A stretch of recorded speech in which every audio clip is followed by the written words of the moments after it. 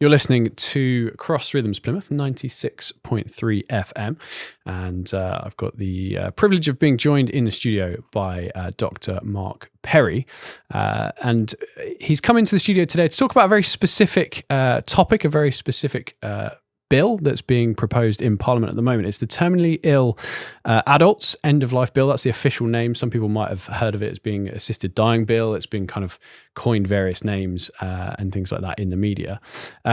Before we get into that, though, and some of the specifics of that and some of the reasons you're here, Mark, just introduce yourself to us and to the listeners and kind of what it is that you do on a day-to-day basis.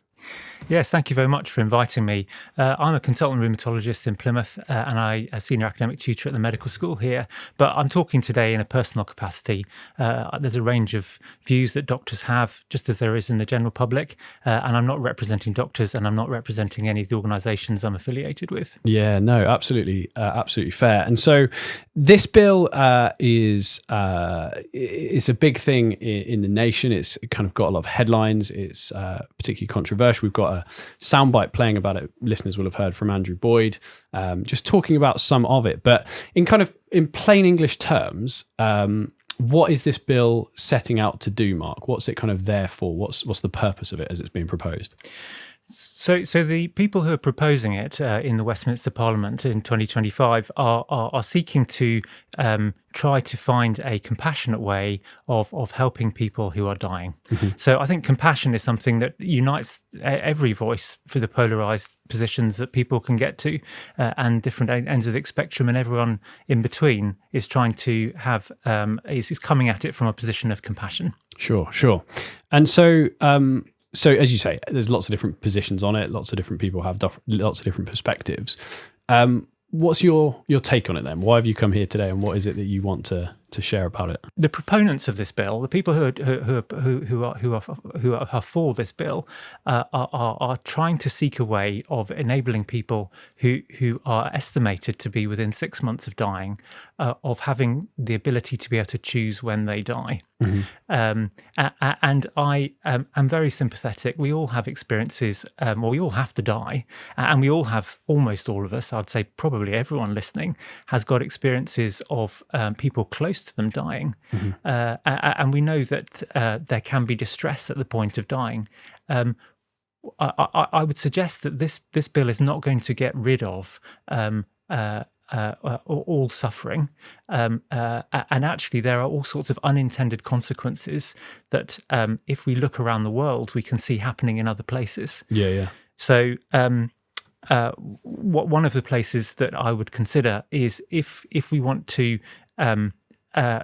think about what might happen in our own community in the UK, we can look into Canada, for example, where they have a very similar health system, which is set up in a very similar way. It's not identical. Uh-huh. It's organised in a similar way, and so they're over about 10 years, they've changed from having nobody who has been had assisted dying, as they would call medical assistance in dying in Canada, to about 5 out of every 100 people being classified in Canada as having died that way. They do have excellent statistics. You can just go on the web. If you search for medical assistance in dying, all the statistics are there.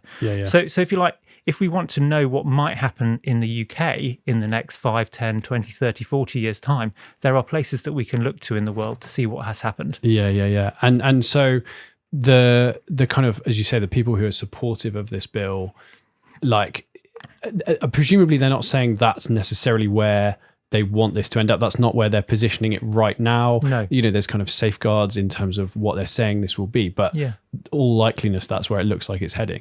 Well, I think that's a really good point you raise, because again, I come back to the fact that everybody's coming to this from a position of trying to be compassionate.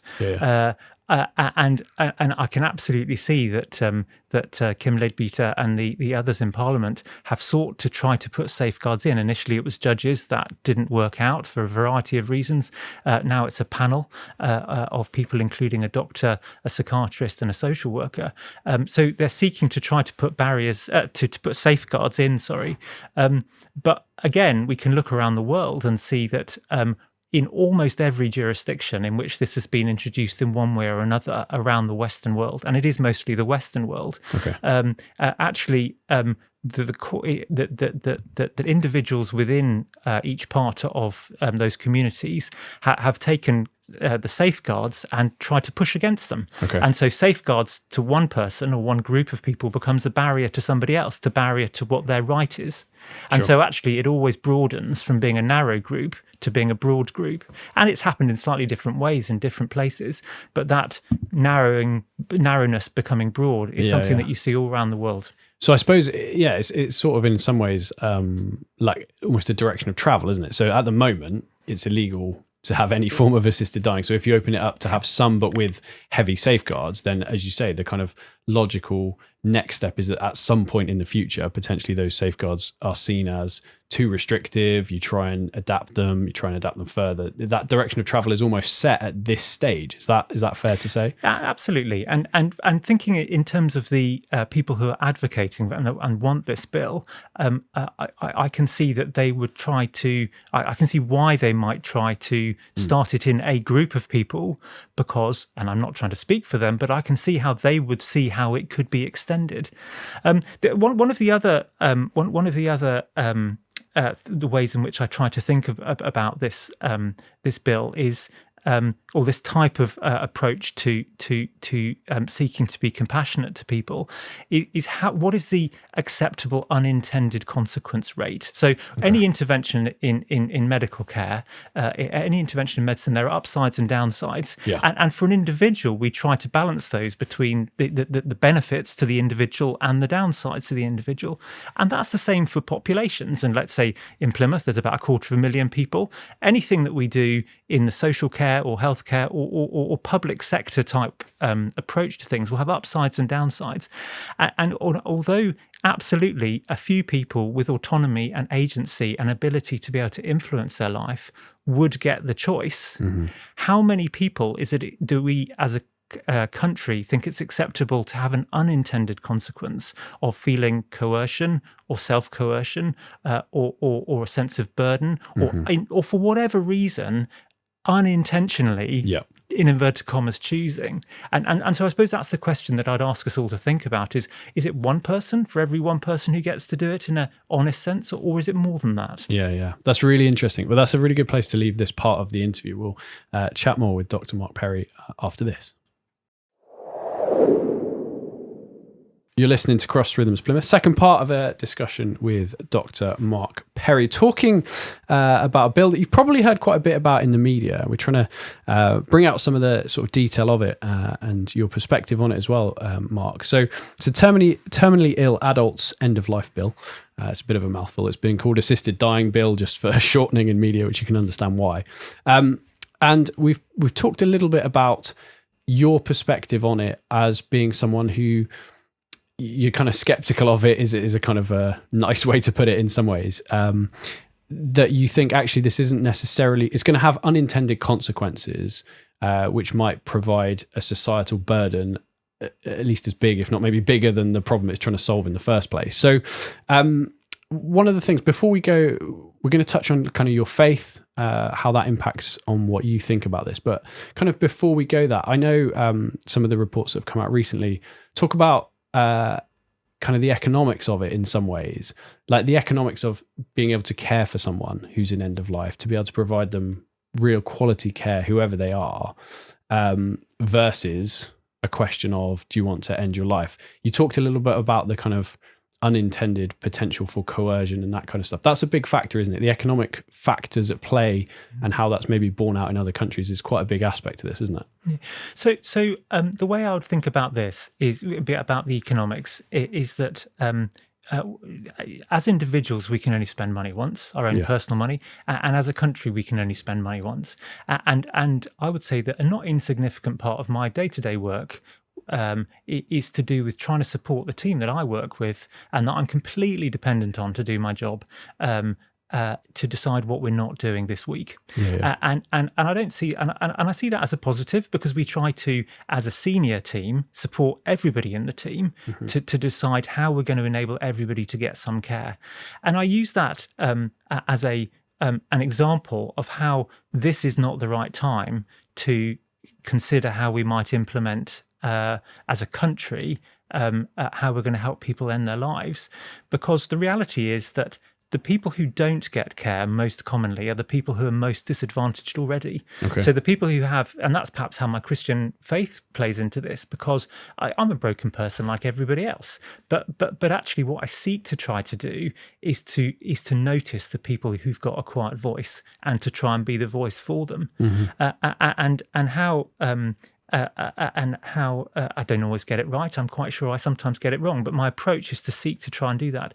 And so in the same way that when we're trying to make equitable health services in the organisation that I work in, sometimes we'll get it right. We try to get it right all the time, but sometimes we'll get it wrong. I'm not just against things. I'm absolutely for things too. And my faith also plays into that, because I know that when I listen to my palliative care colleagues and care of the elderly colleagues locally, that actually most people have a quiet and peaceful death. Not every time, not in every circumstance, but the people for whom this is day in, day out working, that's what they tell me. And so therefore, although not everybody gets access to palliative care services, and we know from work that Marie Curie has done that about 1 in 4 people don't get access that we would want them to have. Actually, with the right approach to caring for people, there's all sorts of opportunities for reconciliation and for figuring stuff out in families or for individuals that happens in that time when they know that they're time limited. So a sense of kind of, you talked about it earlier, that sense of like the unintended potential coercion, not that necessarily anyone would lead them down a particular path, but you touched on it, like they themselves might. So economics plays into that in the sense of, or whether it's like a national thing, whether they feel like a burden to the NHS that's stretched, or even like a personal thing. If there's any sense in which they think, oh, I could take away this burden for my son who's having to be my carer or whatever. Like that's a very real potential here, isn't it? In terms of that, of like thinking the reason they're making the decision isn't purely just for themselves, for their own reasons. It's just because they think they should. Absolutely. And we can actually look to places that are ahead of this, ahead around the world, and we can see that happen. I mean, again, the data is there in for example, Oregon. So all of us, all of us at some points in our lives are a burden, particularly at the beginning and the end. But it happens at other points and so none of us is an island. And so the sense that somebody might be concerned that they will become a burden or that they are a burden can then have subtle ways as well. So one of the things that my care of the elderly colleagues talk about in particular, but some others too, is how they try to work out when people are being coerced into all sorts of decisions.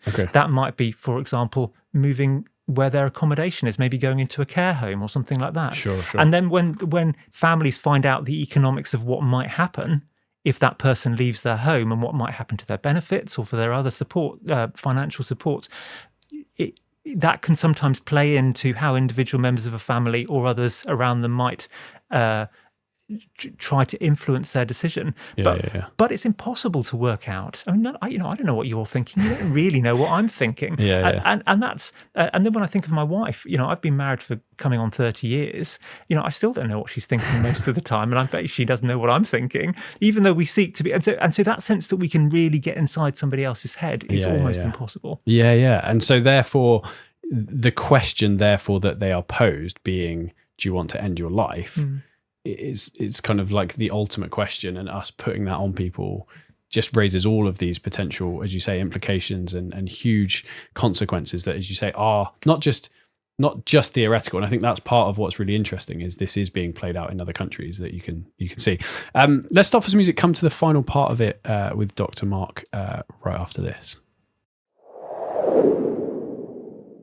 You're listening to Cross Rhythms Plymouth in conversation with Dr. Mark Perry. We're talking about end of life care, really, in some ways. We're talking about the terminally ill adults bill that's being proposed, discussed, voted on soon in Westminster, and we've touched on lots of different angles.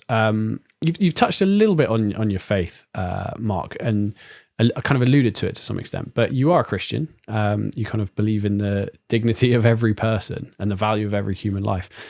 Is that like a big factor as to why you are so concerned about this bill? Does it play into your feelings and thoughts into this in quite a big way? Yes, I seek to be the voice for the vulnerable. I sometimes get it right, I sometimes get it wrong, but that's what I seek to do.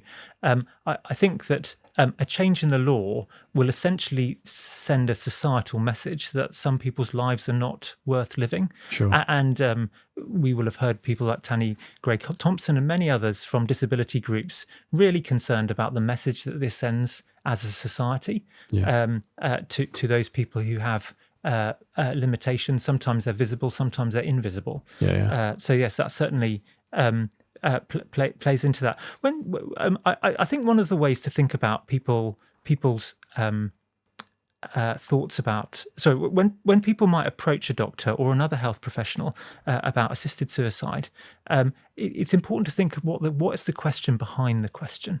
Because actually they often have they usually have other things that they're concerned about, and that trust between a patient and their doctor or their medical team or their health team is critical for all of us, not just as an individual when we have that interaction as a person or for somebody that we love, but also as a society, because most of us, frankly, when we go to see our doctor, are down some sort of hole. It might be a shallow little hole, it might be a really deep hole, but we're often not in a position with a lot of power. And so for us to be able to have the trust in this individual actually going to be acting in my best interests, rather than frankly being the only the only person in the UK who's got the law behind them to kill me, would be, as a patient, that is. That's sure. An important thing to have. So what's the question behind the question is a way that is something that I think is important for us to think about. So in a sense, like, I guess what you're saying is, and I suppose using the word assisted suicide there, the word suicide is kind of, in some ways, for that point, a helpful way to look at it. Because if someone's considering suicide in other means, like, it's not that necessarily they're looking to die just because they're looking to die. As you say, there's questions behind that question. There's issues behind that actually, and, you know, God willing, hopefully they're helped to be able to sort those things out. So it's similar. Is that kind of what you're saying, in the sense that with assisted dying, it might be they're terminally ill and they're in excruciating pain, like, as simple as that. But even that is like, well, the pain's the issue here, not necessarily to end your life. Would that be a fair assessment of what you're saying? Absolutely. And I recognise, I absolutely recognise that there are some situations, medical situations, where we can't, as a medical team,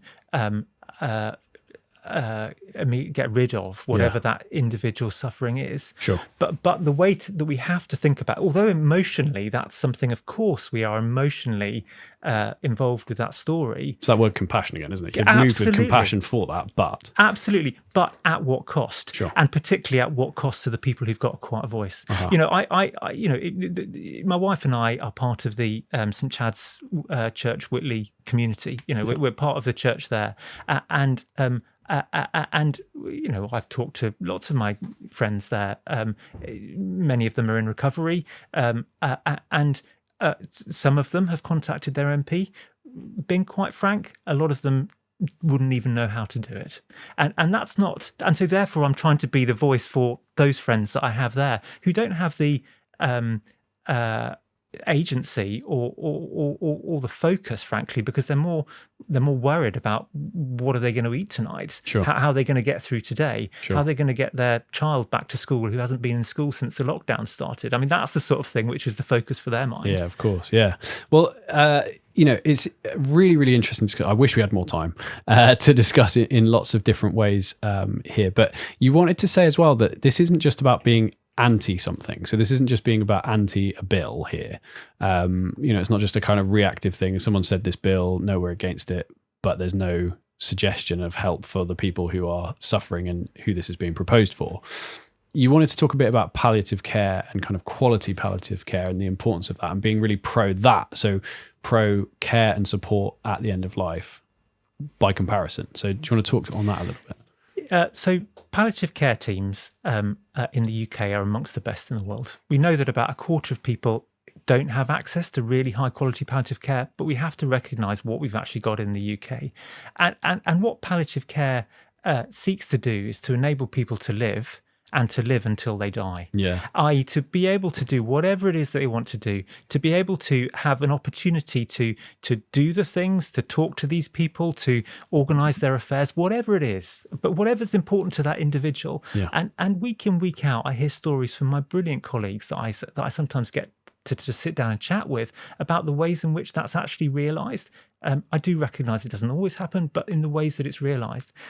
So the better story, as I would see it, is for us as a country to take what we have as a jewel, which is, amongst the best palliative care, if not the best palliative care in the world, and to say, well, how can we really invest in that? Interestingly, the current bill, as I understand it, and I'm not an expert, but I'm not an expert in the bill, although I have an opinion, is that there won't be an obligation on me as a health professional to tell people about palliative care, although there will be an obligation by law for me to signpost this person if I'm not prepared to actually enact it to somebody who would do assisted suicide. So that seems inequitable if we've got a good palliative care system which doesn't have all the resource it needs, and it seems to be, I would say, almost sort of coercion. I have all the power in clinic, frankly. Doctors have all the power. So we need to really be able to trust them. And so I guess the better story, as I would see it, would be really excellent palliative care. And maybe my final comment before I finish is that I recognise that my worldview is different from lots of people. I'm in a minority in the UK, and I get that. But if we're going to, in some way, in due course, legalise one group of people killing another group of people, what we need to do is to do it in a way that's completely separate from healthcare. Okay. Because it's not a treatment. This is not a treatment. This is about a group of people who have a particular worldview wanting to have agency over the end of their life. And to do that in a way that's safe or safer for other vulnerable people, assisted suicide or assisted dying has to be completely separate from healthcare. And we know that that's possible. For example, in Switzerland, people often talk about Dignitas. That's not considered healthcare there. Okay. It's a separate system, as I understand it. Interesting. Really interesting. So to finish then, Dr. Mark, I really appreciate your time with this. What would you say to people who are concerned, maybe have the same perspective you do? Is there anything people can do? Is that ship sailed? What can people do or maybe say or whatever to help on this? Well, the first thing is I want to be compassionate to those people who are currently experiencing pain or dying or someone close to them or recent grief. And if that's you in listening to this piece, please talk to somebody you trust, because actually I recognise that we're all humans and it's hard. It's really hard. In terms of if you have the ability and if you have the ability, the people for whom it doesn't really matter what I think or what Dave thinks or what, frankly, any of us think, apart from the people who are voting on this, who's our MP. Yeah. So there are 2 Plymouth MPs. I don't know how wide this goes around Plymouth, but there are other MPs around here. The vote is Friday the 16th of May. Okay. So you need to contact your MP by then. Great. Mark, thank you so much and wish you all the best. Thank you. Thank you for having me.